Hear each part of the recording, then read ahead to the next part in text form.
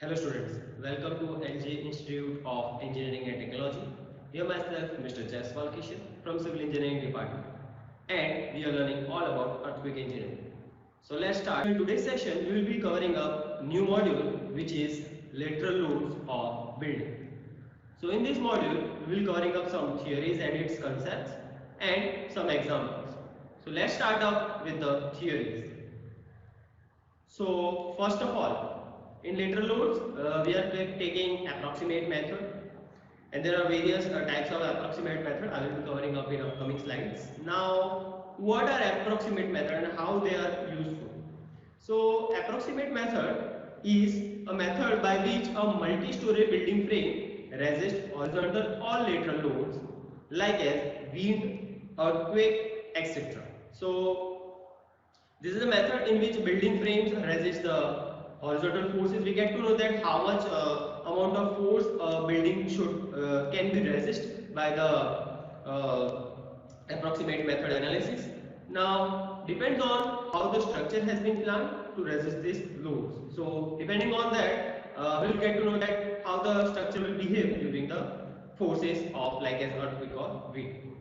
Now, there are two types of structures, like as one is specially designed structures with frames of including bracing. Special types of bracings are applied, or say tube structures, or say frames which are provided with shear wall.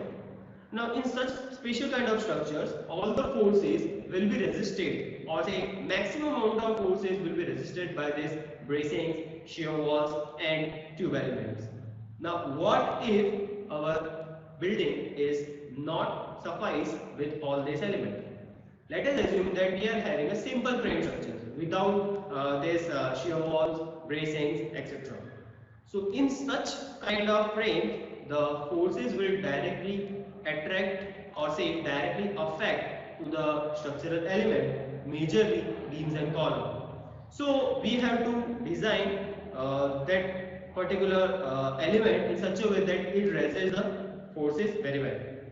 Now here the frame which is no special device of lateral load are provided, like as it is just a column and beam frame. So horizontal forces are resisted by deformation of the frame itself. As I said, they produce moments, shears in the columns and beams. As I say, all the forces will be affected majorly to the beam and structural element, beam element and as well as column element.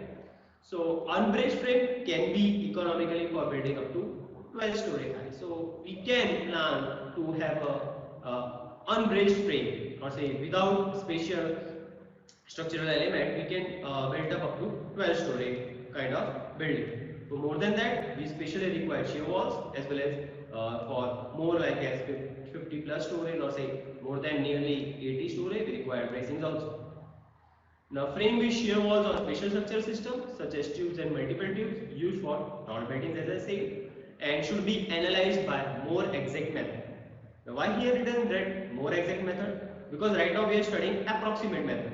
This will give us a tentative idea for shear force and bending moment, or say axial force of the particular structures. So for high-rise building, we require proper calculation. This approximate method may not be suited.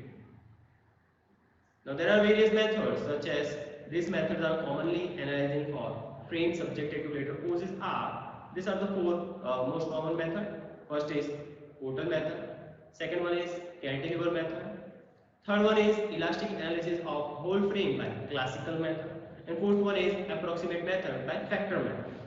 So there are certain methods in which in our subject we will covering up this first two method, and you will get to know that how to solve the example. So with the help of example, you will get to know that what is there in the such method and how to solve the particular forces in the members. So as I said, we are taking the first two methods. So first one is Portal method. So what is Portal method? It is also known as proportional column shear force method. So proportionally we will be finding out forces with the help of, first we will be finding out shear force, and then we will be finding out different forces in the particular member. I will be showing in you upcoming slides. So as we are having approximate method, so particularly approximate method have their own limitations. or say assumptions. So which are they? Let's see. So for Portal method, what it says, the point of counterfactual of column is located at mid height. So it is an assumption that I know it is every time not possible that counterfactual occur at the mid height only.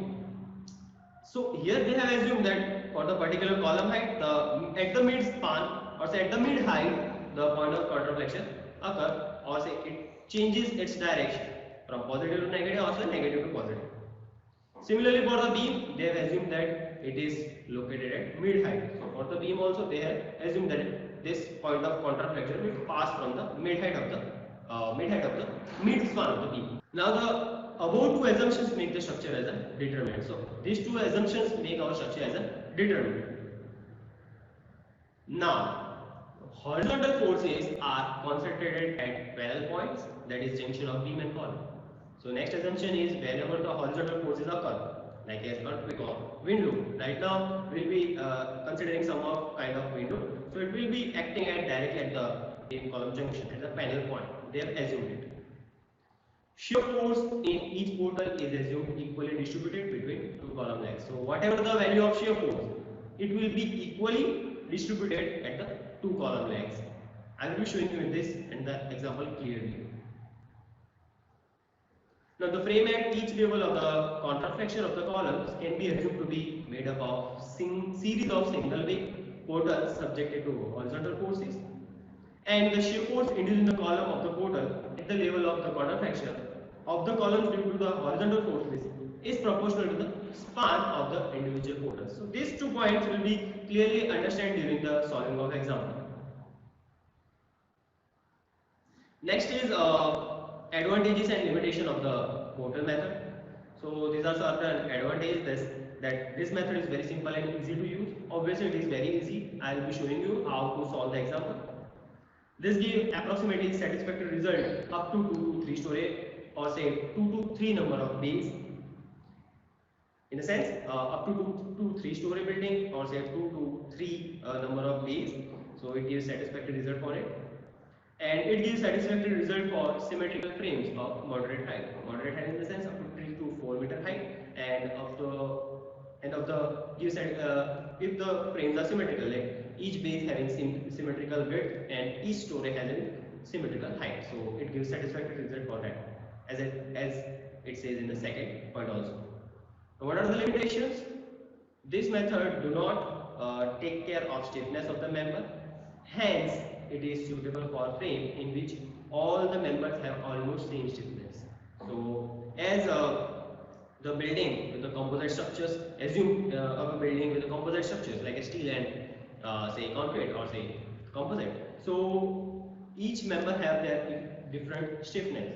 So, right now, the limitation first is that it is not counteracted in the part of stiffness. It has been already assumed that all the members are having same stiffness. Portal method scores over cantilever method when the height to width ratio of the frame is low to moderate. But it says that if height to width ratio is less or say nearly to moderate, then this method is good as compared to the cantilever method. If the ratio is high, the structural behavior is closer to that of cantilever. Hence, cantilever method is better suitable over portal method. So there is a limitation that if the height to width ratio is less, so we should use this portal method, and if it is high, we should use cantilever method. Now, second method is cantilever method. It is much more similar to the portal method. Somewhat changes are there. So in cantilever method, we will be taking an axial stress. Now, what was there in portal method? It was column shear force. Now, here in cantilever method, it is an axial stress. So this is the difference. These 2 points are similar, like as point of counterflexion of columns is located at mid height, and point of counterflexion of beam will be at mid span. This is similar to the cantilever beam, this assumption. This point also saying that horizontal forces are concentrated at parallel points, that is at the junction of beam and column. Now this is a new point because it is focusing on column axial stress, that axial stress in the column at any level is proportional to the distance from the centroid of the cross section of all the columns at each level.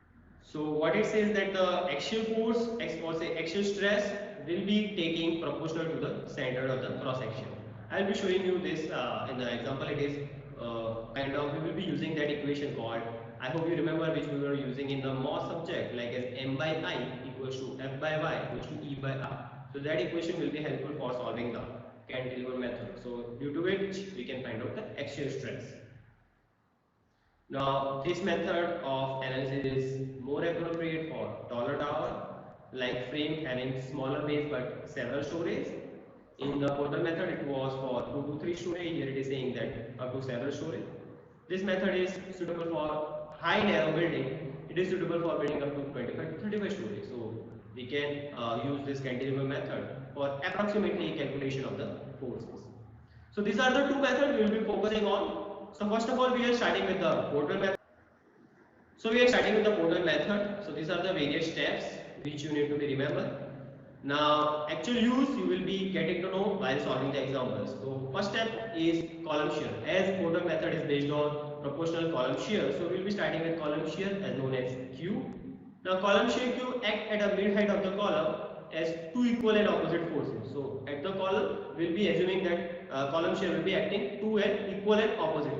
If value will be equal, but direction will be opposite. Now, what it says that the shear force at the column ends means there are number of columns. Let's say assume there are 4 columns, 1, 2, 3 and 4. So the end column will having shear as Q, and intermediate column, which is column number 2 and 3, will be having 2Q. So this is an first step to be follow. Column moment. Then we will be finding out with the help of this column shear. We will be finding out column moment. So column moment is nothing but shear force into h by 2. H is nothing but the height of that particular column. So whatever the value of Q will be multiplied with the h by 2. Then with the help of column moment, we will be finding out this beam moment. All these steps are internally connected. First column shear, then with the help of it, we will be finding out column moment, and then with the help of it, we will be finding out beam moment by summation of moment at particular zone equals to 0. So beam moment are obtained by applying this condition at each joint frame. With the help of beam moment, we will be finding out beam shear. Look, first shear of column, then we will be finding out its moment. Then with the help of this moment, we will be finding out beam moment, and with the help of beam moment, we will be finding out beam shear. So beam shear act at the midspan of the beam is two equal and opposite forces. Similarly, like as column, in the beam also equal and opposite direction forces will be as usual. Now look, here beam shear into L by 2. This is my beam moment, and beam shear equals to beam moment divided by L by 2. So this is just a formula which we will be using. After shear and moment, we will be focusing on column axial force and beam axial force. So for column axial, we will be taking summation of V equals to 0 at each joint to find out column axial force. Now in this step, we will be considering this beam shear as vertical forces. So look, if this is the beam, this is the column and this is the beam. Now in this beam, there are two equal and opposite shear force. So that vertical forces will be considered as in this summation of V equals to 0. Similarly, for beam axial force, summation of H equals to 0 will be using, and each joint. So for this column shear, so if this is the column and its shears are horizontal, so that horizontal forces will be considered in this summation of H equals to 0. So these are the axial force, and at last we will be drawing the diagram of shear, axial and bending as well.